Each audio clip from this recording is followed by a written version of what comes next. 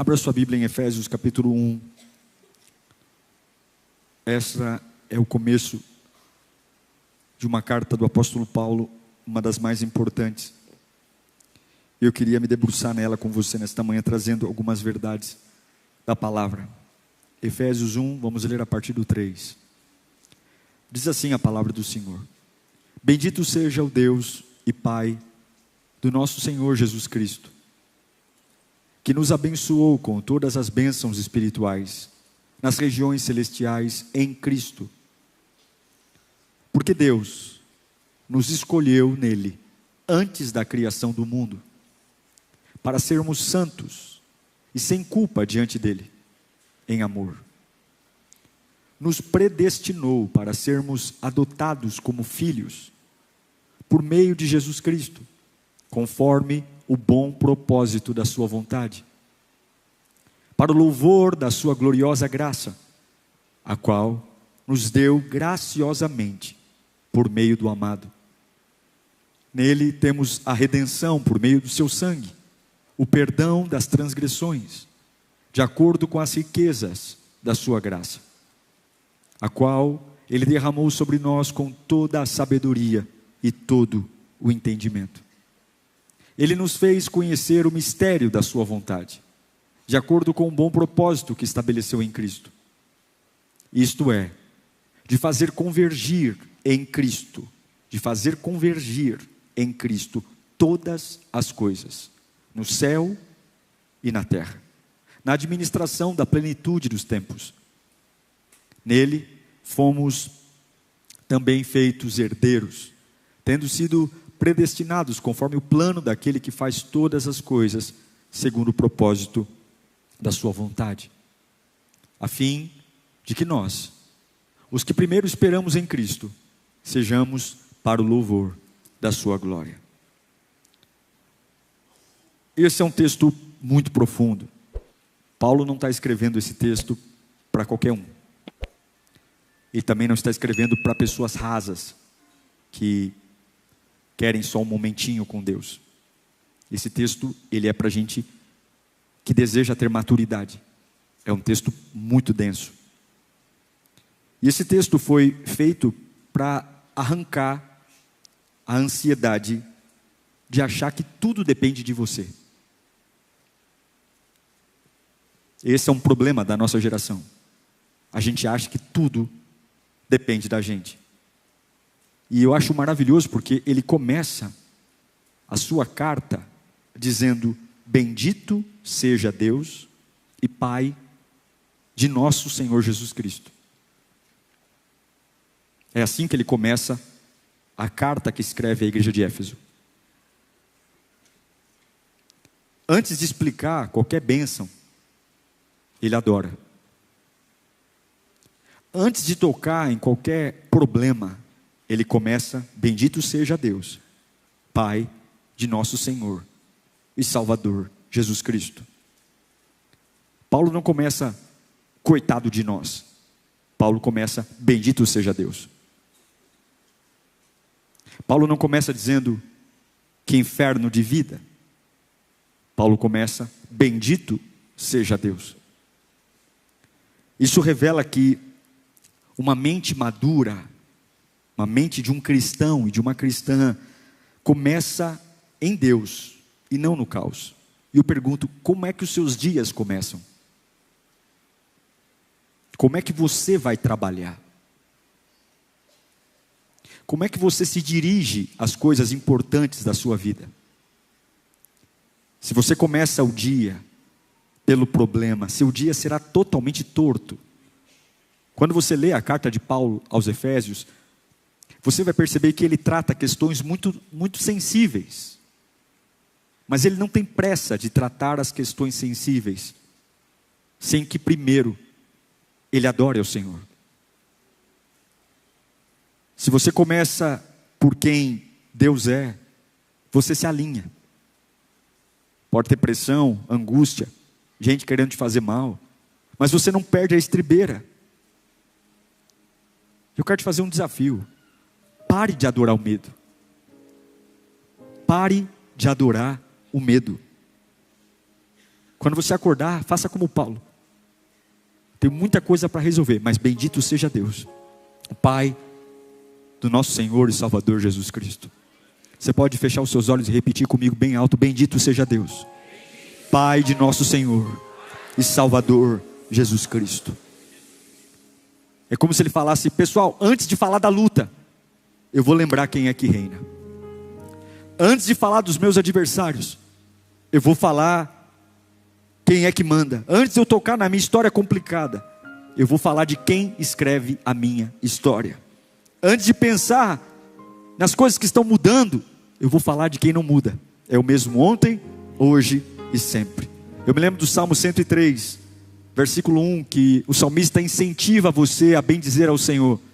Ele fala: bendiga ao Senhor, ó minha alma, e todo o meu ser bendiga o santo nome do Senhor. Veja que ele diz: todo o meu ser, todas as partes de mim. Você precisa mudar a sua cabeça. Existe uma coisa que quando você repete, vira um vício. Tudo que você tolera vira cultura, e quebrar uma cultura é muito difícil, porque a cultura, quando ela enraiza na gente, ela não nos agride. O novo, ele assusta, mas a cultura, a gente se acostuma a viver mal, a gente se acostuma a ter práticas ruins, e não dói. E nós temos que mudar a nossa cabeça. Paulo está dizendo: bendito seja Deus, Pai de nosso Senhor e Salvador Jesus Cristo. E ele continua falando em Efésios, que nos abençoou com todas as bênçãos espirituais nas regiões de Cristo. Quando a gente vai lendo esse texto de Efésios, é riquíssimo. Olha a verdade que Paulo está falando. Fala comigo: que nos abençoou. Mais alto. Em que tempo verbal está? Passado, presente ou futuro? Abençoou. Passado. Paulo está falando: Deus não vai te abençoar. Deus não vai, talvez, fazer alguma coisa por você.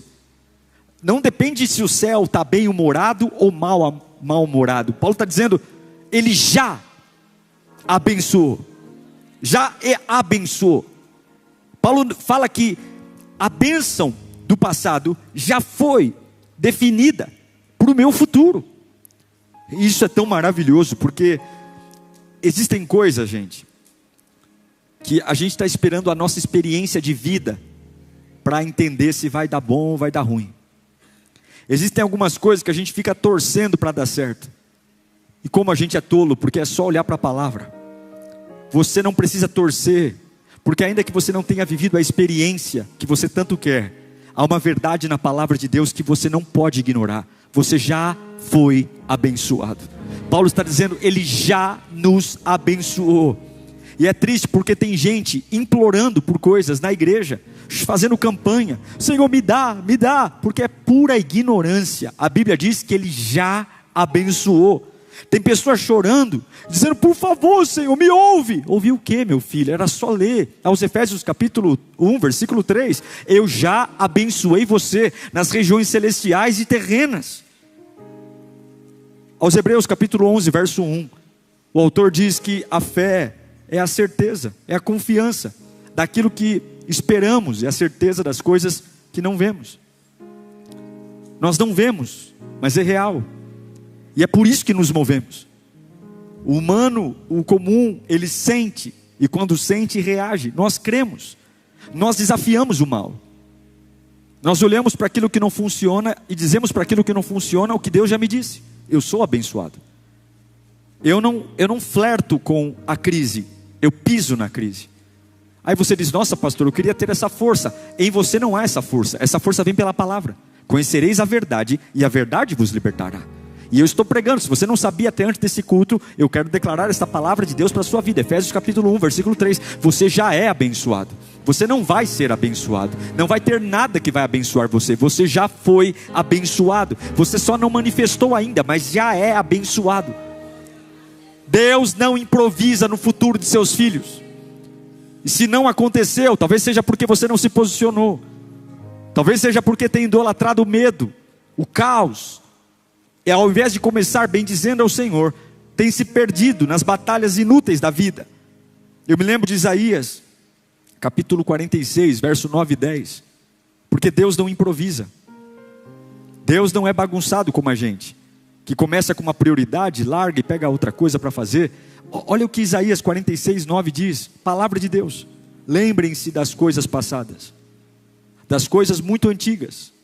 Eu sou Deus. Isso aqui é resposta para alguém que está aqui.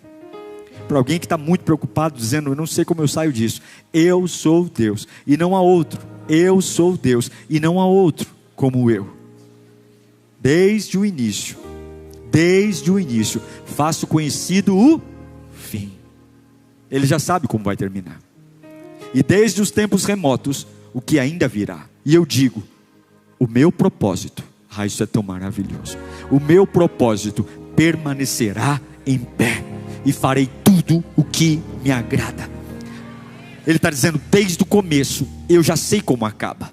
Deus vê o fim desde o começo. Você está vendo uma cena só. Deus já viu o filme todo. Você está chorando, dramatizando um capítulo só. Deus já viu o filme todo. Você está enxergando a sexta-feira. Deus já viu o domingo, a outra segunda-feira, a outra terça-feira. E o diabo vai perder força nesta tarde, porque esse medo que te oprime, você está chorando por conta de um capítulo, mas hoje Deus vai te fazer rir, porque você sabe que o teu final está nas mãos dele. Aleluia, aleluia, isso é maravilhoso. Porque quem governa o fim, não entra em pânico no meio.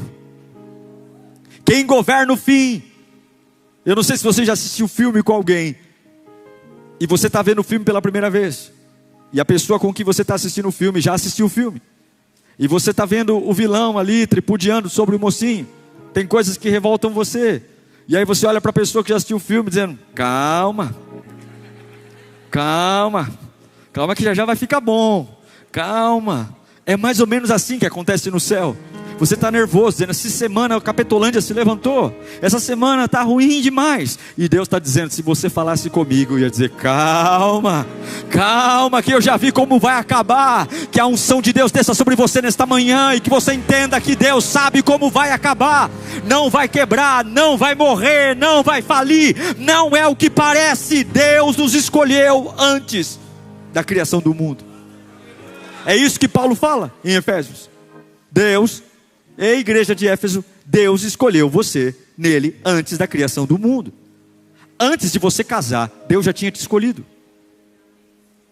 Antes de você ter o sobrenome que tem, antes de você cometer o seu erro, ou até os seus acertos, antes de você entrar numa fase ruim, antes de alguém se apaixonar por você, Deus já tinha escolhido você. Deus já sabia. Eu não sei, mas isso me tranquiliza, porque a gente acha que Deus ele vai reagindo à nossa vida. Se a gente acerta, não. Deus já reagiu antes de tudo acontecer. Ele já reagiu. Isso revela que o propósito dele não depende da minha performance. Alguns estão preocupados com performance, mas o amor que ele tem por mim não vem da minha performance, do meu talento, vem de uma decisão soberana dele. Ele ama você, irmão. Olha, pode ser que muitas pessoas não gostem mais de você. Pode ser que tem gente que não gosta do teu jeito. E talvez nem você, talvez algumas vezes gosta de si mesmo. Mas tem uma coisa que ninguém pode mudar. Você não é amado pelo seu talento, e nem se as pessoas dizem que você é amado. Você é amado porque Deus escolheu amar você. Esse é um fato que o diabo vai ter que engolir, querendo ou não. Eu não sou amado porque sou talentoso. Eu não sou amado porque me chamo Diego. Eu não sou amado porque sou pastor. Eu sou amado porque o soberano Deus escolheu me amar. Não depende de mim. Tem gente tentando descobrir quem é, perguntando para os outros, você vê valor em mim? Você acha que eu sou especial? Você acha que eu tenho talento? Você acha que eu sirvo para isso? Não é aceitação de grupo, gente. Não é aplauso. Não é curtida, não é seguidor. Não é cargo, não é quantas pessoas celebram você. Não começou quando você percebeu quem era. Você é amado antes.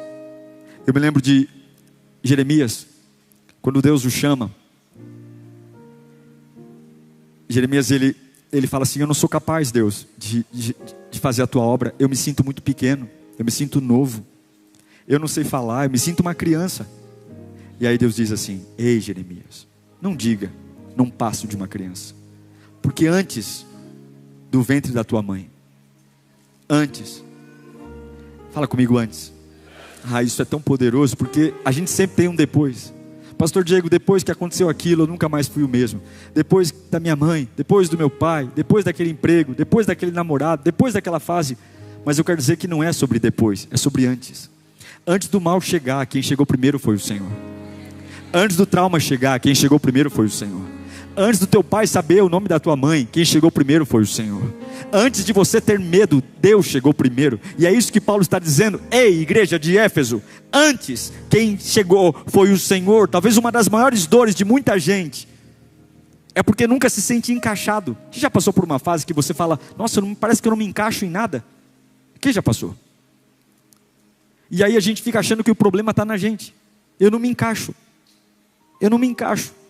Tem gente que está em drama porque não se encaixa, ou porque não se sente compreendido, não se sente lido. Mas quando eu vejo que Deus me fez antes até de formar a terra, a pergunta que eu me faço é: será que eu não me encaixo em todo lugar porque eu fui escolhido antes do lugar existir? Será que eu não me encaixo, não é porque eu estou errado, mas é porque esse lugar não é para mim? Porque eu sou mais antigo que o lugar. Você é mais antigo que o lugar. Você é mais antigo que a terra. Você é mais antigo que a situação. Você veio antes. Antes de pensar na separação das águas. Antes de ter o firmamento. Antes. E nem todo lugar é desconforto. Nem todo lugar é ruim. É só uma separação porque você não foi feito para esse lugar. Não é você para o lugar, é o lugar para você. Deus vai te dar um lugar que caiba. E eu quero dizer que nem toda derrota é rejeição. Às vezes é só uma preservação, para você entender qual é o lugar. Se você pega um peixe e coloca ele fora d'água, ele vai se debater, porque ele só sabe viver no ambiente que é dele. E algumas vezes a gente está se debatendo porque quer estar num ambiente que não é nosso, quer estar fazendo coisas que não são para eu fazer. Imagine se o peixe tiver alergia de água. Imagine se o peixe dizer: eu não quero mais ficar dentro d'água, eu quero ficar num lugar seco. Você pode parar de medir a sua identidade pelos lugares e começar a medir a sua identidade pelo que sai da boca de Deus. Paulo vai dizer ainda que em amor Ele nos predestinou para sermos adotados como filhos. Então, antes de existir tudo, antes da casa que eu nasci, do pai e da mãe que eu tive, antes da renda, a gente nem escolheu o país que ia nascer. Esses dias eu estava agradecendo a Deus por ter nascido no Brasil. Eu fico pensando nas pessoas que nascem, por exemplo, no Afeganistão, pessoas que nascem no Irã, no Iraque. De repente você acordou, mas seja quem for o indivíduo, todos eles foram predestinados para serem filhos. Alguns dizem: você nasceu para sofrer, você nasceu para ser uma derrota, você nasceu para ser infeliz no amor, você nasceu para ser uma tragédia. Mas Paulo olha para a igreja de Éfeso e diz: Ele, em amor, predestinou vocês para serem filhos, adotados. Deus não quer só usar você, Deus quer receber você. Deus não quer só o teu dom, um ativismo de igreja, saber aonde você vai servir. Deus não quer só empregar você numa obra, para você ser útil, bater cartão na igreja, carregar um crachá. Deus quer trazer você para perto, é o filho adotivo. E é tão interessante porque o filho biológico, a mãe, ela não tem muita escolha. Claro que tem mães que abandonam, mas o filho biológico é gerado. Agora o filho adotivo é uma escolha consciente de um pai ir lá e dizer: não, eu quero você realmente perto de mim. Eu quero você aqui. E a Bíblia diz, Paulo diz para a igreja de Éfeso: Ele os amou e os adotou. Em outras palavras, você não era um filho legítimo.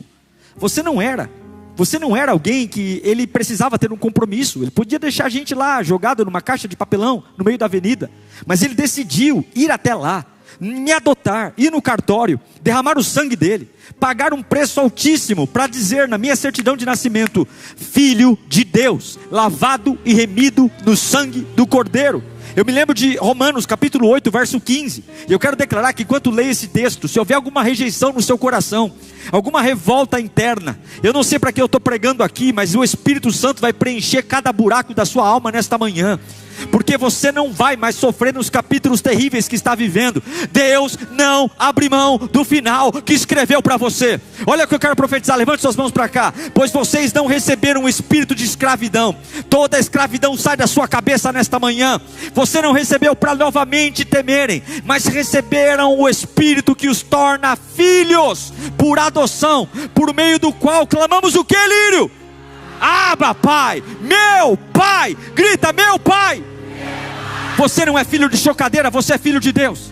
Levante sua cabeça nesta manhã, eu não sei o que estão falando, você é um filho de Deus. Saia dos cantos e volte a crer que você é um filho de Deus. E filho não negocia aceitação, filho descansa porque pertence ao ambiente. Tem muita gente cansada porque está trabalhando para ser aceito. Trabalhando para ser aceito. Tem muita gente cansada porque está trabalhando para ser amado, trabalhando para ser aceito. Filho não trabalha para ser aceito, filho é filho. Filho não ora para ser aceito. Filho não serve na igreja para ser notado. Filho não corre para Deus aprovar. O filho, ele simplesmente sabe que é filho. É filho.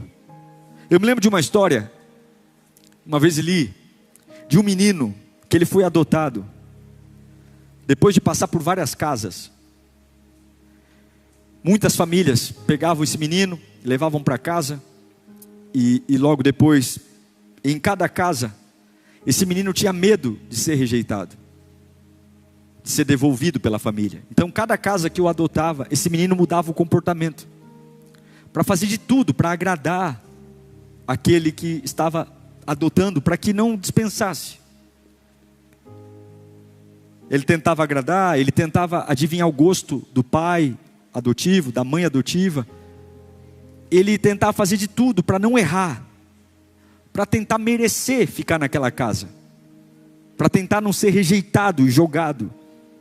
Até um dia, que um dos vários pais adotivos, o pai que estava com ele naquele momento, chegou para ele e disse: filho, você não precisa mais se comportar desse jeito para ficar aqui em casa. Você está aqui porque eu escolhi você. Você não precisa mais ficar tentando me agradar o tempo todo. Eu quero que você fique. Eu quero que você more comigo. Você é bem-vindo aqui. Porque uma alma, quando tenta agradar o tempo todo, ela vai cansar, ela vai ficar exausta. Mas você não precisa, porque nunca foi sobre o seu comportamento, sempre foi pela graça de Deus. Sabe o que é graça? Efésios 2:8 diz: pois pela graça vocês são salvos. Não adianta, filho, querer agradar o pai. Nunca será porque você agrada o pai. É por meio da fé. E isto não vem de vocês. Isso é o dom de Deus. Eu sou amado não porque eu canto, porque eu prego, porque eu falo bem. Eu não sou amado porque... Não. Eu sou amado porque é um dom, é um presente, é uma graça. Eu não fiz nada para merecer. Eu não preciso ficar puxando o saco do meu pai. Ele me ama. E Paulo, ele deixa isso claro. Então eu quero declarar isso para você hoje. Por mais tenso que você esteja, receba o abraço do Espírito Santo nesta manhã. Deixa o Espírito falar com você. Eu estou pregando aqui, eu não sei o que está acontecendo dentro do teu coração, porque tem coisas que tem que ser resolvidas na presença de Deus. Ninguém vai poder resolver. E essa palavra é para levantar você daí. Paulo vai continuar dizendo, olha, em Efésios 1, para o louvor da sua gloriosa graça, a qual nos deu gratuitamente no amado. Repara num detalhe: a graça não foi dada no seu esforço, foi dada no amado. E quem é o amado? Jesus. Jesus é o amado. Isso revela que você recebe Deus firmado em Cristo, não em você. isso é tão poderoso porque isso humilha a nossa carne. Porque a minha carne quer dizer, eu consegui, eu sou forte, eu posso. E a graça diz, não é nada sobre você, Deus te deu, Deus te deu, Deus fez. A carne quer contar vantagem, a graça produz gratidão. E tudo isso, Paulo fala, é para o louvor da glória de Deus. A minha oração é que neste culto, esse capítulo que você está vivendo não mate você. A minha oração é para que você entenda que Deus tem um plano, e quem entende que foi a graça, se torna um adorador. Quem entende que foi a graça, vai viver o que Paulo fala, ainda mais profundamente, em Efésios 1, nele temos a redenção por meio do seu sangue, perdão do pecado, de acordo com as riquezas da graça de Deus. Fala comigo, redenção, perdão, mais alto, redenção, perdão.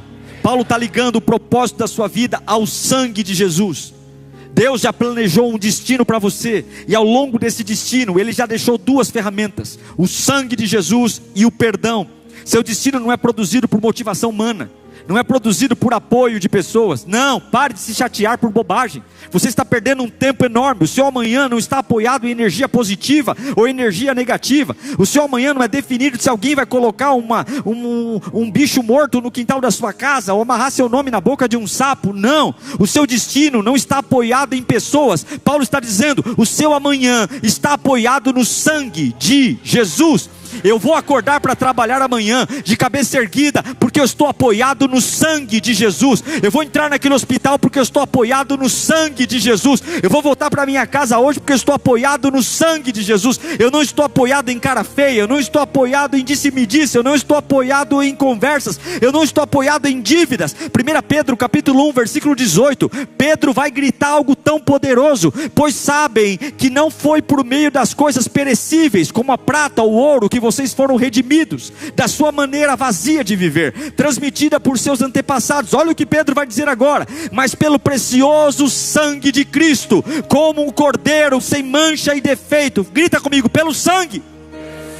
O inferno não pode cancelar o sangue de Jesus.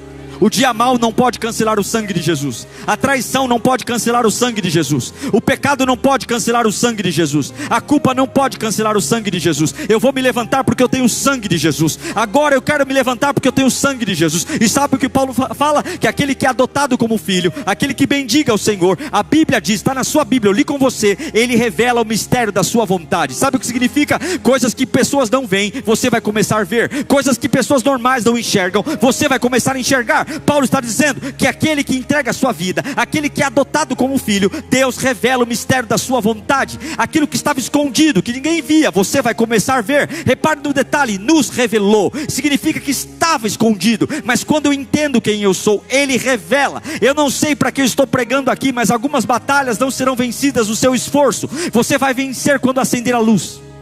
Você vai vencer quando acender a luz da sua cabeça e dizer, não é sobre o quanto eu vou suar a camisa, mas é sobre o quanto eu vou iluminar a minha mente.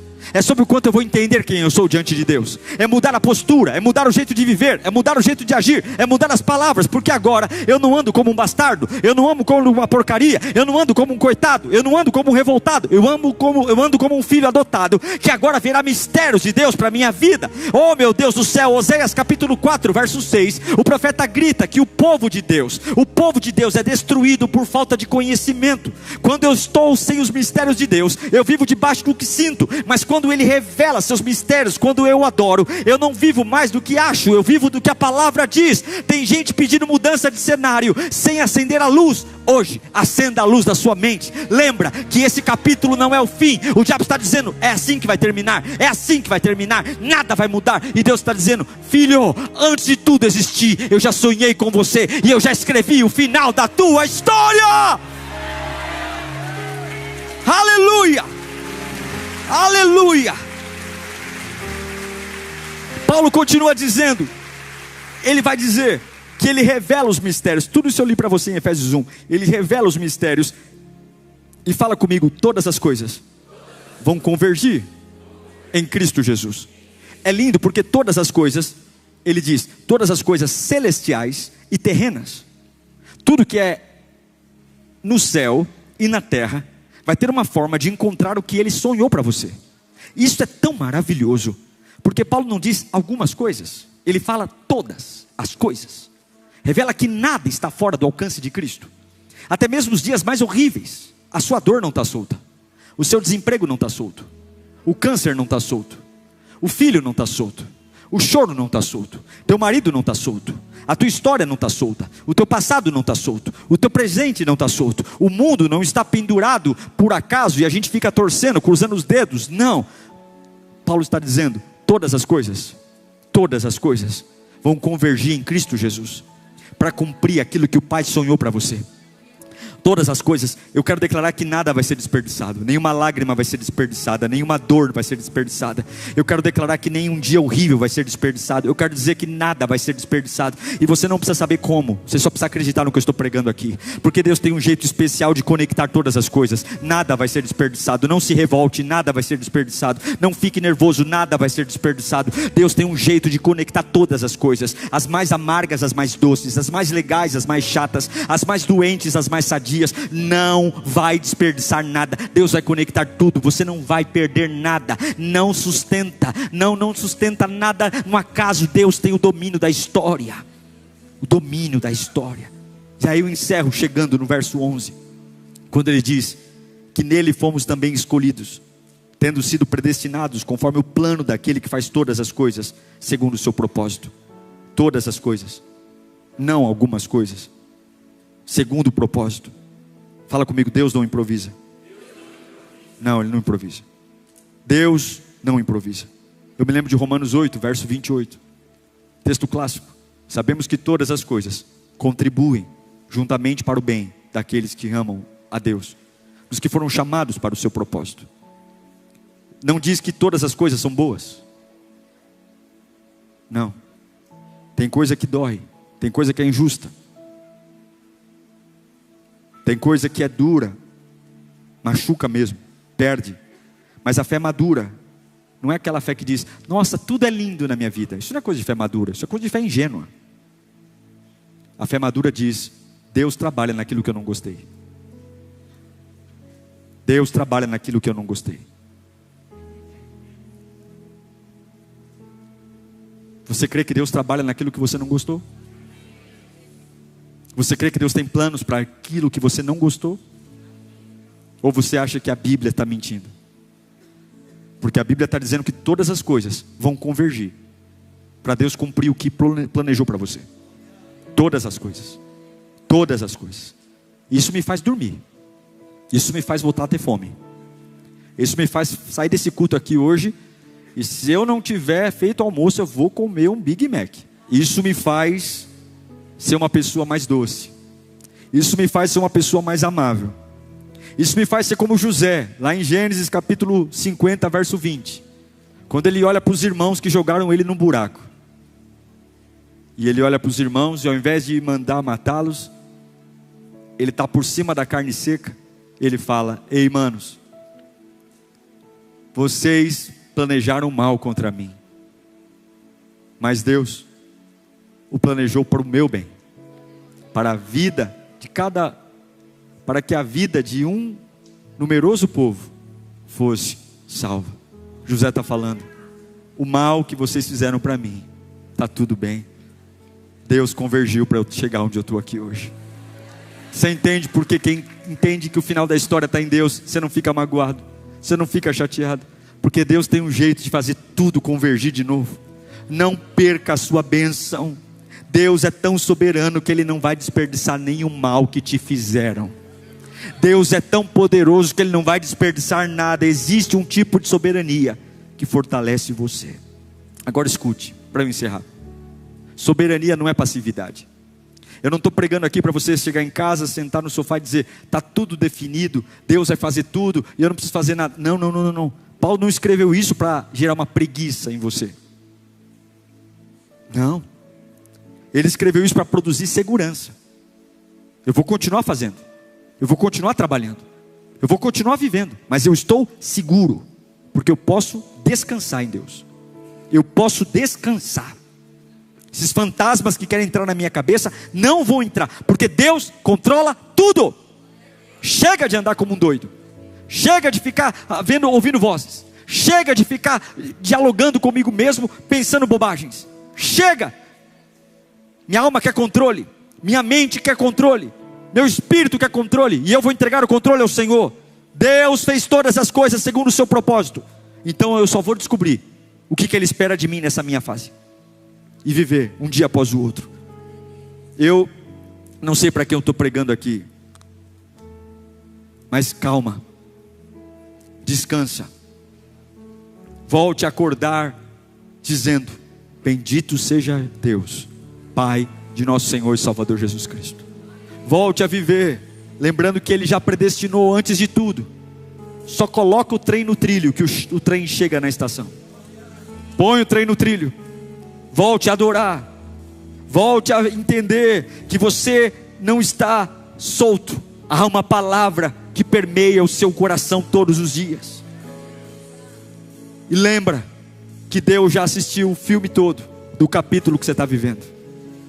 Deus já assistiu. E quem já viu o filme todo te ama. Por isso que Ele está sentado num trono, dizendo: está consumado. Eu já escrevi cada capítulo. Eu já escrevi. Essa fase não vai te matar. Volta a se esquentar na presença. Volta a adorar na presença. Volta a olhar para o trono. Volta a crer.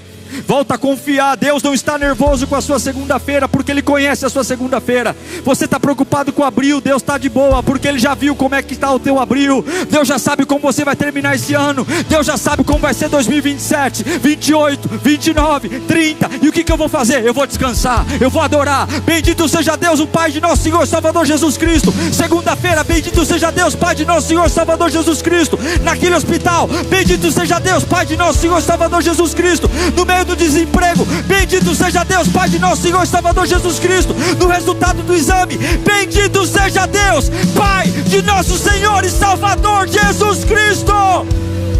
Aleluia. Você pode se colocar em pé um instante. Fala comigo: não é o fim. Não é. Nós vamos orar por isso. Primeira dica que eu vou te dar para essa semana: troque desespero por adoração. Troque o desespero pela... Vai adorar. Bendito seja Deus, Pai de nosso Senhor e Salvador Jesus Cristo. Entendi. Bendito seja Deus, Pai de nosso Senhor e Salvador Jesus Cristo. Não entendi. Não caça assunto. Vou te falar uma coisa: tudo que você procura, você acha. Procure morte, você achará morte. Procure vida, você achará vida. Procure paz, você achará paz. Procure confusão, você achará confusão. Aquilo que você procura, você acha. Procure presença de Deus, que você verá a glória em todos os cantos da sua vida.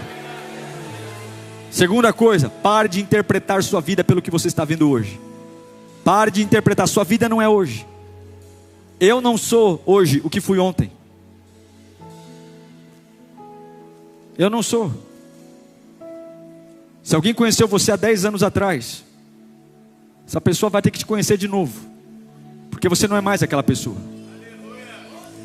Eis que tudo se passou, Deus fez novas coisas. Então pare de olhar para você hoje, porque daqui 10 anos você vai ser alguém completamente diferente. Deus tem coisas novas para fazer. Deus tem coisas novas para gerar. Se Deus governa o seu fim, você não vai entrar em pânico no meio. Se Deus governa o seu fim, você não vai entrar em pânico no meio. Repita comigo: se Deus governa o meu fim, eu não vou entrar em pânico no meio. Olha para o seu irmão e fala: se Deus governa o teu fim, você não vai entrar em pânico no meio. Por que você está em pânico se Deus governa o seu fim? Por que você está arrasado se Deus governa o seu fim? Eu sei como vai ser o meu fim. O meu fim vai ser no arrebatamento. Se eu estiver morto, a minha sepultura vai abrir e eu vou ressuscitar. Se eu estiver vivo, o alarido do céu vai tocar e eu vou subir. Eu não vou entrar em pânico, porque Deus conhece o meu fim. Eu não vou ficar sem comer. Hoje eu vou comer um almoço maravilhoso, porque Deus conhece o meu fim. Hoje eu vou dar bom dia para todo mundo, porque Deus conhece o meu fim. Vão virar a cara para mim, mas eu não vou virar a cara para ninguém, porque Deus conhece o meu fim. Eu vou entrar naquele hospital, Deus conhece o meu fim. Deus conhece o meu fim. Quantos podem adorar porque Deus conhece o seu fim? Quantos podem falar em mistérios com Deus porque Deus conhece o seu fim? Deus conhece o meu... Fecha os teus olhos agora. Para de entrar em pânico no meio e comece a adorar ao Deus que conhece o seu fim. Ele sabe como vai acabar. Homens desprezam, Ele não despreza. Homem abandona, Ele não abandona. Deus conhece o meu fim. Deus conhece o meu fim. confiei, virão montanhas, virão desafios, mas Ele conhece o meu fim. Deus conhece o meu fim. Deus conhece o meu fim. Eu sei que Ele conhece o meu fim. Que a paz tome o seu coração. Feche os olhos. Eu oro para que a paz tome o seu coração. Eu oro para que o Espírito Santo tome a sua mente. Feche os olhos. Eu oro para que você tenha um encontro com a certeza e a segurança. Eu oro por segurança. Segurança. Você está assustado porque está se sentindo inseguro. Você está assustado porque acha que está perdendo as coisas. Você está assustado porque acha que não tem domínio mais. Hoje Deus está te dando segurança. Você vai voltar para casa seguro. Você vai voltar para casa segura. A tua vida não está solta. Deus sabe o que está fazendo. Você tem que confiar nele hoje. Você tem que depositar nele a sua confiança. Feche os olhos. Deus está colocando segurança no teu interior hoje. Segurança. Ele está dizendo: confia em mim. Eu sei os próximos capítulos. Eu tenho uma virada para você. Confia em mim. Você não é qualquer um. Você não é escravo. Você é meu filho. Eu te adotei. Eu te escolhi. Eu te trouxe para perto. Muito mais do que fazer coisas na igreja. Eu te quero perto de mim. Eu te quero ao meu lado. E eu te darei a alegria que você precisa. Eu te darei a força que você precisa. Eu te darei o domínio que você precisa. Eu te darei sabedoria. Enquanto eu estou orando por você, vai glorificando. Enquanto eu estou orando por, eu quero orar mais. Eu quero abençoar você mais. Eu quero liberar mais palavra. Eu quero liberar segurança no teu trabalho. Você que está aflito no trabalho, Deus te dará segurança. Porque quem põe o pão na mesa é o Senhor. Vai dando glória. Eu quero liberar segurança no teu casamento. Esse casamento Deus te deu. Esse casamento não vai acabar. Deus te dará segurança. Deus te dará estratégia. Eu quero declarar segurança no teu corpo. Esse corpo doente, esse corpo aflito, você não verá a morte, você verá a cura. Eu declaro segurança. Deus já viu como acaba. Eu declaro segurança para os teus filhos. Teus filhos não serão perdidos. Teus filhos serão salvos. Salvos pelo nome de Jesus. Espírito Santo, Espírito da vida, Espírito Santo, Espírito Santo de Deus, nós amamos o Senhor. Recuperamos a nossa identidade. Cura as pessoas, meu Deus. Cura, Senhor. Cura, Senhor. Cura, meu Deus. Cura, faz o que eu não posso fazer. Liberta essas pessoas. Liberta, faz a tua obra. Faz a tua obra. Que bom que você chegou até o final desse sermão. Eu espero de verdade que Deus tenha falado com você e transformado algo no seu coração. Mas não é só ouvir não. Agora é hora de colocar em prática tudo que você recebeu nesta pregação. Obrigado a todos que têm semeado nesse canal, falado do canal, vocês são uma grande família. E além dos sermões, nós temos de segunda a sexta o Pensiore, todos os dias à meia-noite o Clamor da Madrugada e aos sábados a Devocional do Metanoia. Você é muito bem-vindo aqui e eu espero você no próximo sermão. Até lá!